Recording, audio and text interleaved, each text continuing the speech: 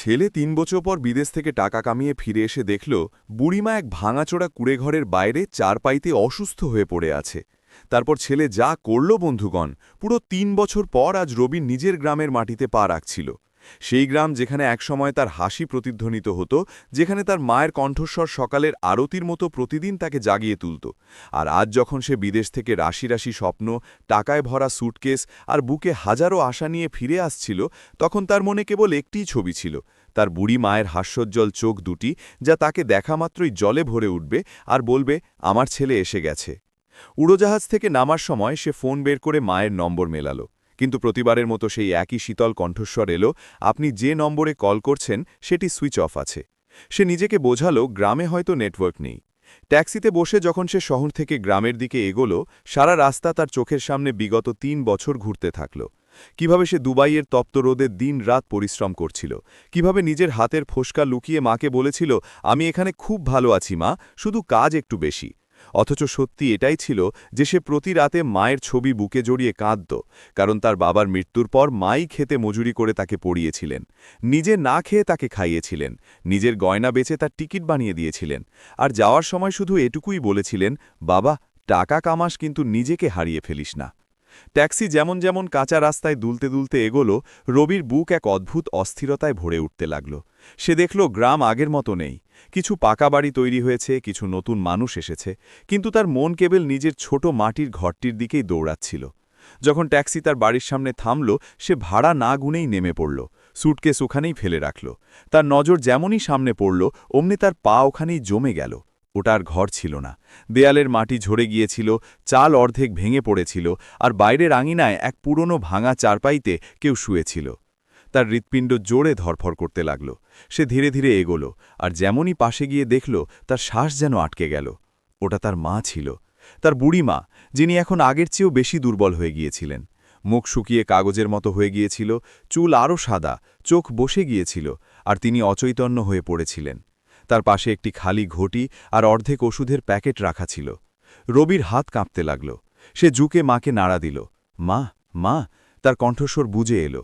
মায়ের চোখের পাতায় সামান্য নড়াচড়া হল।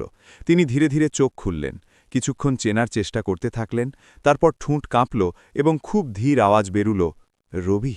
আর এটুকু শুনতেই রবির চোখ থেকে জল এমনভাবে বেরিয়ে এলো, যেন ৩ বছরের সব যন্ত্রণা একসাথে বেরিয়ে এলো। সে মায়ের মাথা নিজের কোলে তুলে নিল, মা, আমি এসে গেছি, দেখো আমি এসে গেছি। কিন্তু মায়ের হাত এত দুর্বল ছিল যে তিনি তাকে ঠিকমতো ছুঁতেও পারছিলেন না। তখনই পেছন থেকে কোনো মহিলার ফিসফিসানি শব্দ এলো, এখন এসেছে ছেলে, যখন সব শেষ হয়ে গেল।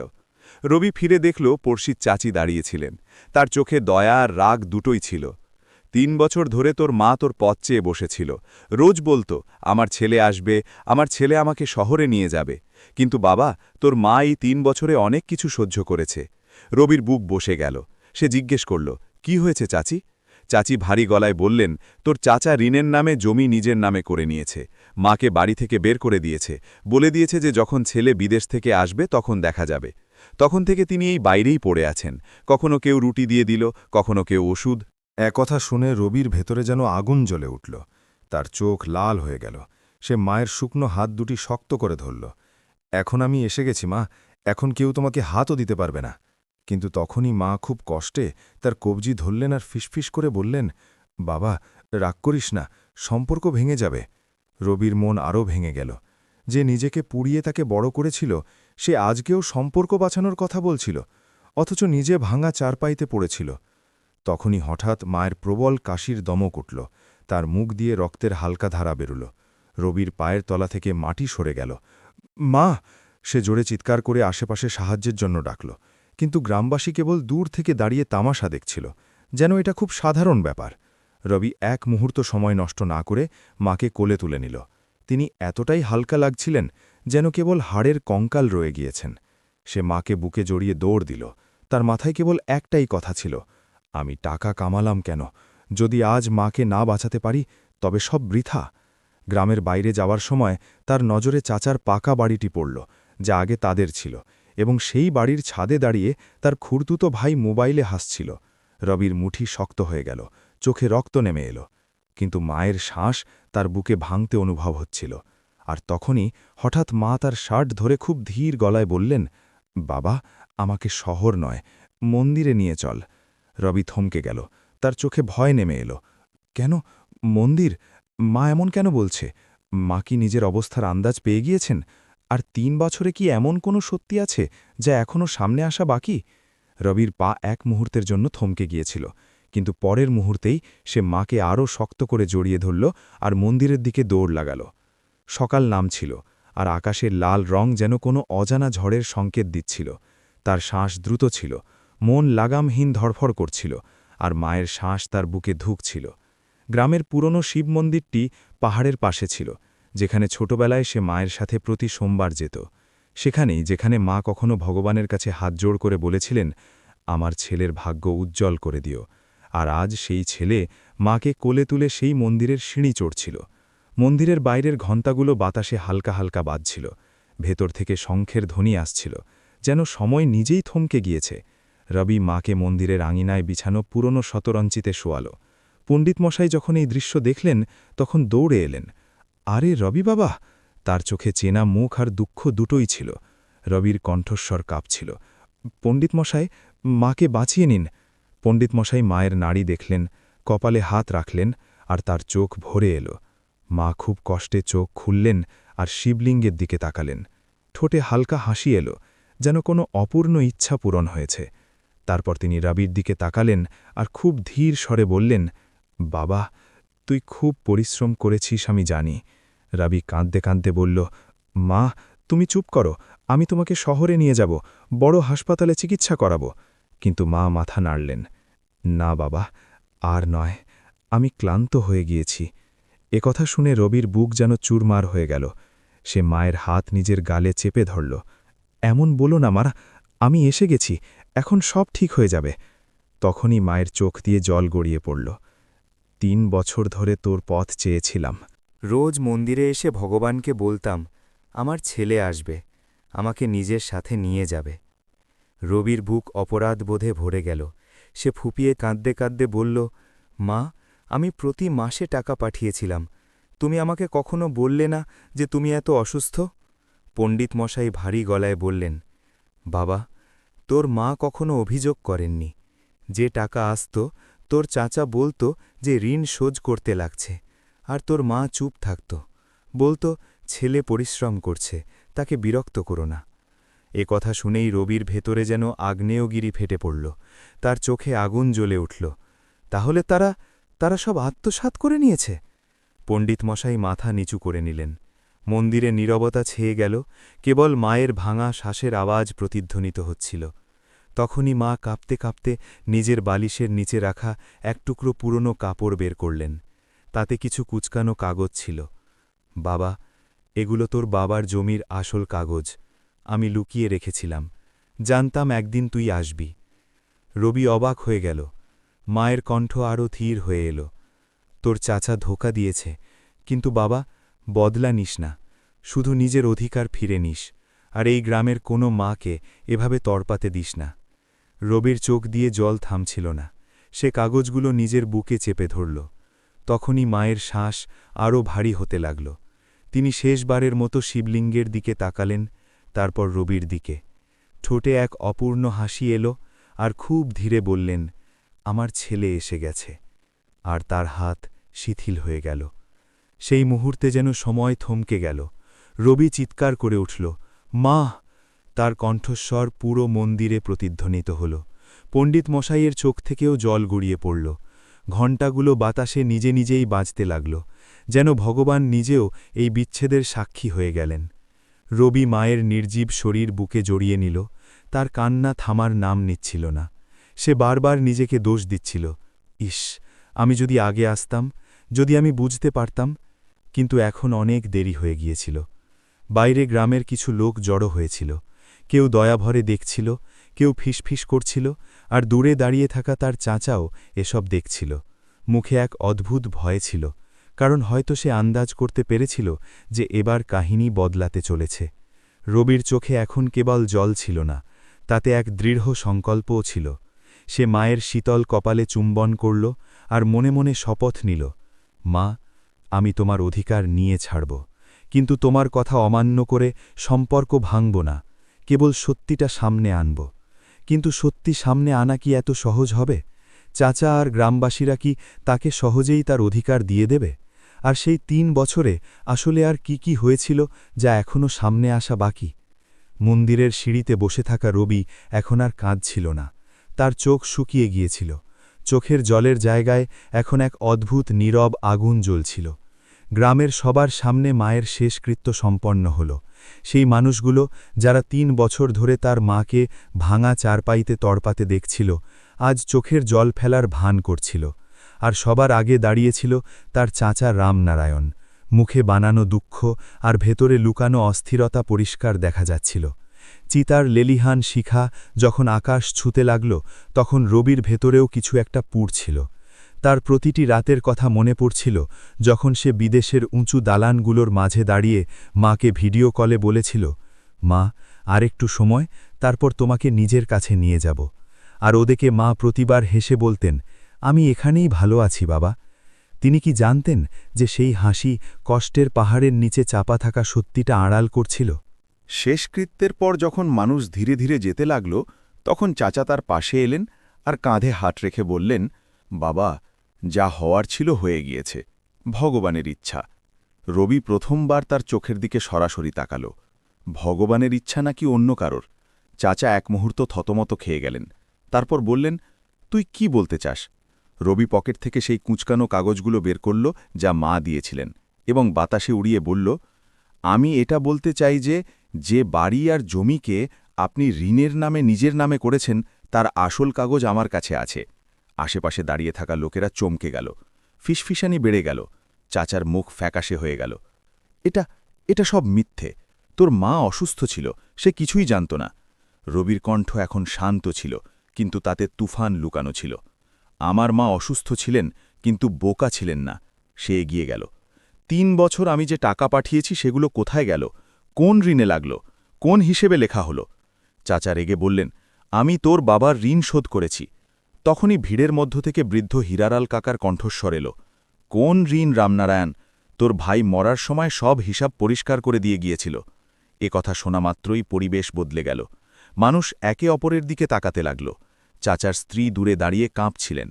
রবি সুযোগ বুঝে বলল, আমি এখানে লড়তে আসিনি, কেবল নিজের অধিকার নিতে এসেছি। যা আমার তা আমার চাই, আর আমার মায়ের সাথে যা হয়েছে তার জবাবও। চাচা শেষ চাল চেলে বললেন, যদি তুই পুলিশ করিস তবে সম্পর্ক চিরদিনের জন্য শেষ হয়ে যাবে। রবির মাথায় মায়ের শেষ কথাটি প্রতিধ্বনিত হল, সম্পর্ক ভাঙিস না। সে গভীর শ্বাস নিল এবং বলল, আমি সম্পর্ক ভাঙব না চাচা, কিন্তু সত্যি থেকেও পালাব না।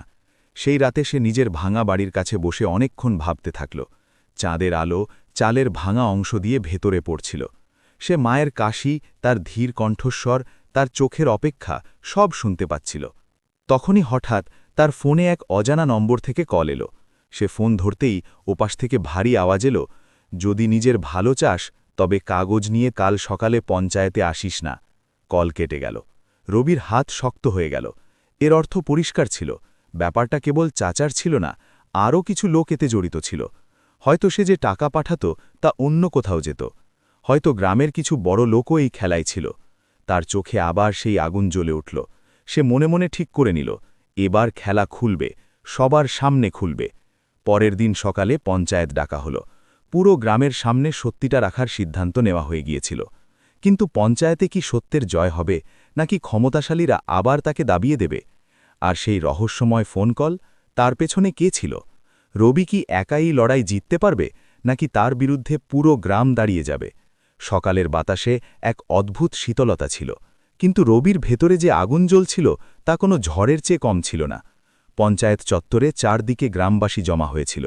মাঝখানে কাঠের পুরনো টেবিল, তার ওপর লাল কাপড় বিছানো, আর সামনে বসেছিলেন পঞ্চায়েত প্রধান শিবদয়াল, যার গোফের নিচে লুকানো হাসি অনেক কিছু বলছিল। রবি যেমনই হাতে কাগজ নিয়ে এগিয়ে গেল, তার নজর ভিড়ে দাঁড়িয়ে থাকা তার চাচা রামনারায়ণের ওপর পড়ল। তার মুখে আত্মবিশ্বাস ফিরে এসেছিল, যেন রাতের ভয় এখন উধাও হয়ে গিয়েছে। তখনই তার মনে পড়ল সেই অজানা ফোন কলের কথা, যদি নিজের ভালো চাস তবে কাগজ নিয়ে আসিস না। এর মানে পরিষ্কার ছিল, আজ কেবল সত্যি নয়, ষড়যন্ত্র সামনে আসতে চলেছে। পঞ্চায়েত প্রধান ভারী গলায় বললেন, রবি বাবা, যা বলার আছে সবার সামনে বল। রবি না ঘাবড়ে পকেট থেকে জমির আসল দলিল বের করল আর উঁচু গলায় বলল, এগুলো আমার বাবার জমির আসল দলিল, যা আমার চাচা জাল ঋণ দেখিয়ে দখল করে নিয়েছেন। ভিড়ে গুঞ্জন শুরু হল। প্রধান সাহেব কাগজগুলো হাতে নিয়ে দেখলেন, তার ভ্রু কুঁচকে গেল, কিন্তু তিনি সাথে সাথেই মুখ সামলে নিলেন। রামনারায়ণ, তুমি কিছু বলতে চাও? চাচা উঠলেন, এসব মিথ্যে, এই ছেলে বিদেশ থেকে টাকা নিয়ে এসছে আর এখন আমাদের বদনাম করতে চায়। তখনই ভিড়ের মধ্য থেকে আর একটি আওয়াজ এলো, আর যে টাকা রবি পাঠিয়েছে সেগুলো কোথায় গেল? এই আওয়াজটি ছিল স্কুলের মাস্টারমশাই দীনেশের, যিনি সব সময় সত্যের পক্ষে দাঁড়াতেন। চাচা এক মুহূর্তের জন্য চুপ হয়ে গেলেন, তারপর বললেন, সেসব টাকা গ্রামের ঋণ শোধ করতে লেগেছে। মাস্টারমশাই সাথে সাথেই বললেন, কোন ঋণ? হিসেব দেখান। চত্বরে নিস্তব্ধতা ছেয়ে গেল। রবি অনুভব করল যে বিষয়টা এখন কেবল তার পরিবারের নেই, সত্য আর মিথ্যের লড়াই হয়ে দাঁড়িয়েছে। তখনই প্রধান সাহেব গলা খাকারি দিয়ে বললেন, দেখো, প্রমাণ ছাড়া কারোর ওপর অভিযোগ লাগানো যায় না। রবি সাথে সাথেই বলল, প্রমাণ আমার কাছে আছে। সে মোবাইল বের করে ব্যাংক স্টেটমেন্ট দেখালো, যাতে প্রতি মাসে পাঠানো টাকার অঙ্ক পরিষ্কার দেখা যাচ্ছিল। আর এই হলো সেই রসিদগুলো যা চাচা আমাকে হোয়াটসঅ্যাপে পাঠিয়েছিলেন, যাতে ঋণের নাম ছিল। কিন্তু আসল পাওনাদারদের কাছে জানতে পারলাম যে এমন কোনো ঋণই ছিল না। এ কথা শোনা মাত্রই ভিড়ে ফিসফিসানি তীব্র হল। চাচার মুখ লাল হয়ে গেল। তিনি রেগে বললেন, এরা সব মিলে ষড়যন্ত্র করছে। তখনই হঠাৎ রবির পেছনে দুজন অজানা লোক এগিয়ে এলো। তাদের চেহারা ছিল কঠোর। তাদের মধ্যে একজন নিচু স্বরে বলল, রবি, বেশি হিরো সাজার চেষ্টা করিস না, না হলে পস্তাতে হবে। এটা সেই একই কণ্ঠস্বর ছিল যা রাতে ফোনে এসেছিল। রবির বুক এক মুহূর্তের জন্য কেঁপে উঠল, কিন্তু সে নিজেকে সামলে নিল। সত্যি বলা হিরো হওয়া নয়, সে উঁচু গলায় বলল, যদি আমার বা আমার পরিবারের কিছু হয় তবে আমি সরাসরি পুলিশের কাছে যাব। ভিড়ের মধ্যে ভয় এবং কৌতূহল দুটোই ছড়িয়ে পড়ল। পঞ্চায়েত প্রধান এখন অস্বস্তিতে পড়ে গিয়েছিলেন, কারণ বিষয়টা তার হাতের বাইরে চলে যাচ্ছিল। মাস্টার দীনেশ এগিয়ে এলেন এবং বললেন, যদি কাগজ আসল হয় তবে জমি রবির, আর যদি টাকার হিসেব না থাকে তবে তদন্ত হওয়া উচিত। এ কথা শুনে আরও কিছু গ্রামবাসী রবির সমর্থনে কথা বলতে লাগল। পরিবেশ বদলাতে শুরু করেছিল। চাচার কপালে ঘাম জমে গেল, কিন্তু তখনই তিনি শেষ চালটি চাললেন। ঠিক আছে, যদি জমি তোর হয় তবে প্রমাণ কর যে তোর মা নিজেই আমাকে অধিকার দেননি। এ কথা শুনে রবি থমকে গেল। তার মানে? চাচা পকেট থেকে আরেকটি কাগজ বের করলেন। এটা তোর মায়ের সই করা দলিল, যেখানে তিনি জমি আমাকে সঁপে দিয়েছেন। চত্বরে নিস্তব্ধতা ছেয়ে গেল। রবির পায়ের তলা থেকে মাটি সরে গেল। সে কাঁপতে কাঁপতে সেই কাগজটি হাতে নিল। সইগুলো মায়ের মতোই লাগছিল, কিন্তু এটা কি সত্যি ছিল? মা কি বাধ্য হয়ে এমনটা করেছিলেন, নাকি এটাও একটা চাল ছিল? তার চোখের সামনে মায়ের দুর্বল মুখটা ভেসে উঠল। তিনি কি সত্যিই হার মেনে নিয়েছিলেন, নাকি তাকে দিয়ে জোর করে সই করানো হয়েছিল? এখন লড়াই আরও গভীর হয়ে উঠেছিল, কেবল জমির নয়, মায়ের সম্মান আর সত্যের লড়াই। রবি মাথা তুলে চাচার চোখের দিকে তাকালো এবং বলল, যদি এই সই আসল হয় তবে আমি পিছিয়ে যাব, কিন্তু যদি এটা জাল প্রমাণিত হয় তবে সত্য থেকে কেউ বাঁচতে পারবে না। তখনই রবি গভীর শ্বাস নিল এবং খুব শান্ত গলায় বলল, আমি এটা প্রমাণ করব যে এই দলিল মিথ্যে। চাচা হেসে উঠলেন, কিভাবে? তোর মা তো আর বেঁচে নেই যে জিজ্ঞেস করবি। এই বাক্যটি রবির বুকে তীরের মতো বিঁধল, কিন্তু সে নিজেকে সামলে নিল। মা নেই, কিন্তু তার সত্য এখনও বেঁচে আছে। সে মোবাইল বের করে বলল, আমার কাছে মায়ের অনেক পুরনো দলিল আছে, ব্যাংকের ফর্ম, রেশন কার্ড, আধার কার্ডে করা তার সই। আমি সবগুলোকে তুলনার জন্য শহরের ফরেন্সিক ল্যাবে পাঠাব। এ কথা শোনা মাত্রই চাচার মুখের রং উড়ে গেল। তিনি হয়তো আশা করেননি যে বিষয়টা এত দূর গড়াবে। তখনই ভিড়ের মধ্য থেকে এক বৃদ্ধা মহিলা বললেন, আমি সাক্ষ্য দেব। আমি দেখেছিলাম রামনারায়ণকে সেদিন তোর মায়ের ওপর চিৎকার করতে। সবার নজর তার দিকে ঘুরল। তিনি ছিলেন সরস্বতী কাকিমা, যিনি রবির বাড়ির সেই গলিতেই থাকতেন। তিনি কাঁপা গলায় বললেন, তোর মা অসুস্থ ছিল, রামনারায়ণ কাগজ নিয়ে এসেছিলেন, বললেন কেবল আনুষ্ঠানিকতা। তোর মা প্রথমে মানা করেছিলেন, তারপর তিনি হুমকি দিলেন যে সই না করলে কুঁড়েঘরটাও কেড়ে নেবেন। এ কথা শুনে ভিড়ে তোলপাড় শুরু হল। চাচা চিৎকার করে উঠলেন, এসব মিথ্যে। কিন্তু এখন পরিস্থিতি বদলে যাচ্ছিল। মাস্টার দীনেশ বললেন, যদি সাক্ষী থাকে তবে তদন্ত হবে। তখনই সেই দুই অজানা লোক আবার এগিয়ে এলো। একজন ধীর স্বরে বলল, অনেক হয়েছে নাটক। আর হঠাৎ চত্বরে ধাক্কাধাক্কি শুরু হয়ে গেল। কিছু লোক রবিকে পেছনে টানতে লাগল, কেউ চাচাকে বাঁচাতে লাগল। পরিবেশ নিয়ন্ত্রণের বাইরে চলে গেল। কিন্তু সেই বিশৃঙ্খলার মাঝেই রবি পরিষ্কার দেখল সেই দুই অজানা লোকের পকেট থেকে একটি রেজিস্টার পড়ে গেল, যাতে কিছু নাম আর টাকার অঙ্ক লেখা ছিল। সে ক্ষিপ্রতার সাথে সেই রেজিস্টারটি তুলে নিল এবং যেমনই পাতা উল্টালো তার চোখ বড় হয়ে গেল। তাতে গ্রামের অনেক লোকের নাম ছিল আর পাশে টাকার অঙ্ক লেখা ছিল, সেই টাকা যা সে ৩ বছরে পাঠিয়েছিল। এর মানে পরিষ্কার ছিল, এটা কেবল জমি দখলের খেলা ছিল না, এটা পুরো গ্রামে ছড়িয়ে থাকা দুর্নীতি ছিল। পঞ্চায়েত প্রধান, চাচা আর অন্য কিছু লোক মিলে বিদেশ থেকে আসা যুবকদের টাকার ভাগ নিত। রবি উঁচু গলায় বলল, এই দেখুন প্রমাণ, এবং রেজিস্টারটি বাতাসে ওড়াল। ভিড় থমকে গেল। প্রধান সাহেবের কপালে ঘাম দেখা দিল। মাস্টার দীনেশ রেজিস্টারটি হাতে নিয়ে পাতা উল্টাতে উল্টাতে বললেন, এখানে তো প্রতি মাসের তারিখও লেখা আছে, আর অঙ্কগুলো ঠিক সেটাই যা রবি পাঠিয়েছিল। ভিড়ে দাঁড়িয়ে থাকা অনেকে এখন বিড়বিড় করতে লাগল, তাহলে আমাদের নামেও টাকা খাওয়া হয়েছে। ধীরে ধীরে সত্যের জাল খুলতে শুরু করল।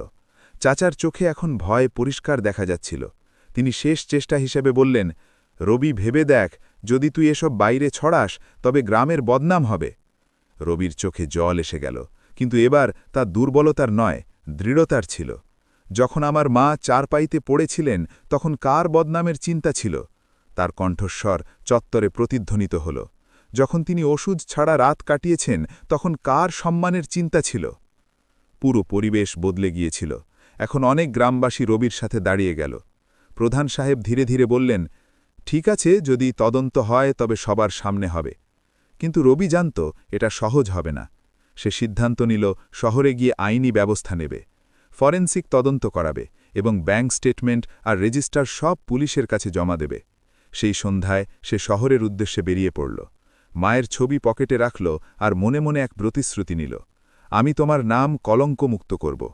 সারা রাস্তা সে মায়ের কণ্ঠস্বর শুনতে পাচ্ছিল, সম্পর্ক ভেঙিস না। আর সে ভাবতে থাকল, সত্যের লড়াই কি সম্পর্ককে বাঁচাতে পারবে, নাকি এই আগুন সব পুড়িয়ে ছারখার করে দেবে? শহরে পৌঁছে সে আইনজীবীর সাথে দেখা করল, দলিল দেখাল। আইনজীবী বললেন, মামলা শক্তিশালী, কিন্তু বিপক্ষ লোকগুলোও ক্ষমতাশালী, হুমকি আসবে। আর সত্যি সেই রাতে হোটেলের ঘরে কেউ দরজায় পাথর ছুড়ল। একটি চিঠি ভেতরে ঢুকিয়ে দেওয়া হলো, মামলা তুলে নেয়, না হলে পরিণাম খারাপ হবে। রবি চিঠিটি তুলল, পড়ল আর ছিঁড়ে ফেলল। তার চোখে এখন আর ভয় ছিল না, ছিল কেবল মায়ের শেষ হাসি। পরের দিন দলিলগুলো ফরেনসিক তদন্তের জন্য পাঠানো হলো, ব্যাংকে অভিযোগ জানানো হলো আর থানায় রিপোর্ট করা হলো। এখন খেলা পুরোপুরি খুলে গিয়েছে। গ্রামে খবর ছড়িয়ে পড়ল যে রবি কেস করেছে। কেউ খুশি হল, কেউ ভয় পেল, আর কেউ ষড়যন্ত্রে লিপ্ত হল। কিন্তু আসল বিচার এখনও বাকি ছিল। শহরের আদালত কক্ষে দাঁড়িয়ে রবি সেদিন একা ছিল না, তার সাথে ছিল মায়ের স্মৃতি। ফরেনসিক রিপোর্ট আসতে পুরো 15 দিন সময় লাগল। এই 15 দিন ছিল রবির জীবনের দীর্ঘতম দিন। অবশেষে সেই দিন এলো যখন রিপোর্ট আদালতে পেশ হল। বিচারক ফাইলটি খুললেন, কিছু সময় পাতা উল্টালেন, আর তারপর চশমা নামিয়ে বললেন, সইগুলো জাল, এগুলো চাপে পড়ে বা নকল করে করা হয়েছে। এই কথা শোনা মাত্রই আদালতে নিস্তব্ধতা ছেয়ে গেল। চাচা রামনারায়ণের চোখ বড় হয়ে গেল, প্রধান সাহেবের মুখ ফ্যাকাশে হয়ে গেল, আর রবির চোখ থেকে জল অলক্ষ্যে গড়িয়ে পড়ল। এটা কেবল জমির জয় ছিল না, এটা ছিল তার মায়ের সত্যের জয়। আদালত আদেশ দিল যে জমি তৎক্ষণাৎ রবির নামে করা হোক এবং 3 বছরের পাঠানো টাকার তদন্ত করা হোক। ব্যাংক রেকর্ড, রেজিস্টার আর সাক্ষীদের বয়ান সব মিলে সেই সত্যিটা খুলে দিল যা লুকানোর জন্য এত মিথ্যে গড়া হয়েছিল। ধীরে ধীরে পুরো ষড়যন্ত্র সামনে এলো। প্রধান সাহেব, চাচা আর 2 দালাল মিলে বিদেশের যুবকদের টাকার ভাগবাটোয়ারা করত, ঋণের মিথ্যে অজুহাত দেখিয়ে টাকা আত্মসাৎ করত আর গ্রামকে ভয় দেখিয়ে চুপ রাখত। আদালত সবার বিরুদ্ধে প্রতারণা আর জালিয়াতির মামলা চালানোর আদেশ দিল। চাচার চোখে সেদিন প্রথমবার অনুশোচনা দেখা দিল। রবি কেবল এটুকুই বলল, যদি আপনি মাকে কষ্ট না দিতেন তবে হয়তো আমি আজও আপনার ছেলে হয়ে দাঁড়িয়ে থাকতাম, শত্রু হয়ে নয়। কথা শুনে চাচার নজর নিচু হয়ে গেল। রায় হওয়ার পর রবি যখন গ্রামে ফিরল, সেই চত্বর আজ অন্যরকম ছিল। মানুষ তাকে স্বাগত জানাতে দাঁড়িয়েছিল। মাস্টার দীনেশ এগিয়ে এসে বললেন, তুই কেবল তোর মায়ের নয়, পুরো গ্রামের মাথা উঁচু করেছিস। রবি আকাশের দিকে তাকাল, যেন মাকে বলছে, আমি কথা রেখেছি। সে সবার আগে মায়ের সেই ভাঙা চারপাইটি সরিয়ে দিল। সেই জায়গায় একটি ছোট পাকা ঘর বানানো হলো, যার নাম দেওয়া হলো মা শান্তিদেবী স্মৃতিকক্ষ। সেখানে গ্রামের অসুস্থ আর অসহায় মহিলাদের জন্য ওষুধ আর বিশ্রামের ব্যবস্থা করা হলো। সে নিজের জমি ফেরত নিল, কিন্তু বদলার আগুনে না জ্বলে সে সিদ্ধান্ত নিল যে জমির একটি অংশ গ্রামের গরিব শিশুদের পড়াশোনার জন্য দান করবে। সে শহরের ডাক্তারদের সাথে কথা বলে মাসে একবার বিনামূল্যে চিকিৎসা শিবিরের ব্যবস্থা করল। ধীরে ধীরে গ্রাম বদলাতে শুরু করল। মানুষ এখন ভয়ের বদলে প্রশ্ন করতে শিখল। নতুন নির্বাচনে গ্রাম সততাকে বেছে নিল। এক সন্ধ্যায় যখন রবি মায়ের ছবির সামনে প্রদীপ জ্বালাচ্ছিল, তার মনে হলো বাতাসে মায়ের সুবাস মিশে গিয়েছে, যেন তিনি বলছেন, আমার ছেলে সত্যিই বড় হয়ে গিয়েছে। তার চোখে আবার জল এলো, কিন্তু এবার কষ্টের নয়, সন্তোষের। সে ছবির সামনে বসে ধীর গলায় বলল, মা, আমি বদলা নেইনি, কেবল অধিকার নিয়েছি। আর তখনই মন্দিরের ঘণ্টা দূরে কোথাও বেজে উঠল। সেই মন্দির যেখানে মা শেষ নিঃশ্বাস নিয়েছিলেন, এখন সেই জায়গাটি তার কাছে কষ্টের নয়, প্রেরণার উৎস হয়ে উঠেছে। কিন্তু কাহিনী এখানেই শেষ হল না। কয়েক মাস পর জেল থেকে খবর এলো যে চাচার শরীর খুব খারাপ। তিনি রবিকে ডেকেছেন। গ্রামবাসী বারণ করছিল না যাওয়ার জন্য, কিন্তু মায়ের শিক্ষা আবার তার কানে প্রতিধ্বনিত হল, সম্পর্ক ভাঙিস না। সে জেলে পৌঁছল। চাচা খুব দুর্বল হয়ে গিয়েছিলেন। চোখে জল নিয়ে বললেন, আমাকে ক্ষমা করে দে রবি, লালচে অন্ধ হয়ে গিয়েছিলাম। রবি কিছুক্ষণ চুপ থেকে বলল, আমি আপনাকে সাজা দিইনি চাচা, সেটা আপনার কর্মফল দিয়েছে। চাচা কেঁদে উঠলেন, তোর মা খুব ভালো ছিল, আমি তার সাথে ভুল করেছি। কথা শুনে রবির মন আবার ভারাক্রান্ত হল। সে ধীরে ধীরে বলল, যদি সত্যিই অনুশোচনা থাকে তবে বাইরে এসে গ্রামের শিশুদের পড়াবেন, তাদের শেখাবেন যে লোভের পরিণাম কি হয়। জেল থেকে বেরোনোর সময় রবির মনে কোনো বোঝা ছিল না। সে বদলার বদলে বদলানোকে বেছে নিয়েছিল, আর এটাই ছিল তার সবচেয়ে বড় জয়। কয়েক বছরে গ্রামের নাম বদলে গেল। মানুষ তাকে মায়ের গ্রাম বলতে লাগল, যেখানে কোনো বুড়িমা এখন আর একা চারপাইতে পড়ে থাকে না, যেখানে প্রতিটি সন্তান বোঝে যে টাকা কামানো জরুরি, কিন্তু আপনজনদের বিনিময় নয়। আর প্রতিবার যখন কোনো বিদেশে যাওয়ার যুবক রবির সাথে দেখা করতে আসে, সে কেবল এটুকুই বলে, টাকা পাঠানোর আগে মায়ের গলার স্বরটা শুনে নিও, না হলে ফেরার সময় কেবল স্মৃতিগুলোই পড়ে থাকবে। রাতে যখন সে নিজের পাকা বাড়ির ছাদে দাঁড়িয়ে আকাশ দেখে, তার মনে হয় একটি তারা যেন একটু বেশিই জ্বলজ্বল করছে। সে হাসে আর খুব ধীরে বলে, মা, আমি এসে গেছি, এবার চিরদিনের জন্য। আর বাতাসে কোথাও সেই একই শুকুন ভরা ফিসফিসানি প্রতিধ্বনিত হয়, আমার ছেলে সত্যিই এসে গিয়েছে।